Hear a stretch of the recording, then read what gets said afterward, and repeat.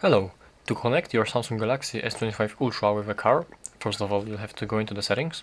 From here, go into connected devices and go all the way down, and right here is the Android Auto. We go in here, and if you're doing it for the first time, you will be forwarded to the Google Play Store application, and you'll have to update the Android Auto. But after you do this, you simply have to go back into the settings right here and press again on the Android Auto, and that's the page, that's the application you will be forwarded to.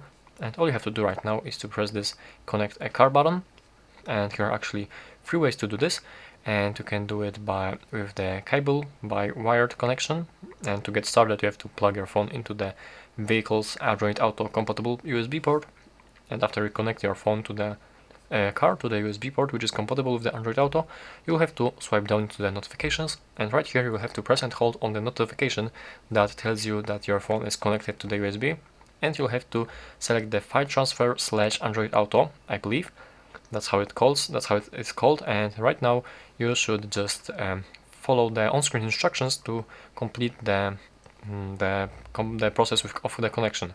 Another way to do this is to connect using wireless Android Auto, and as you press it, you simply have to press and hold the voice command button to begin the setup, and there will be a menu on your screen car.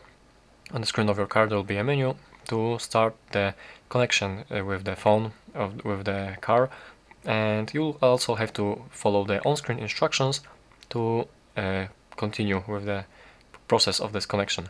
And also you can connect using the Bluetooth, so you simply press right here, and if your car supports wireless Android Auto, you will be able to pair your phone with the car using Bluetooth. And as you press it right here, you will be able to find your car visible right here in the available devices list there, and also you'll have to follow the on-screen instructions to complete the connection. So basically that's how to do it. If you're having any problems with the connection of your car, let me know in the comments. Thank you for watching.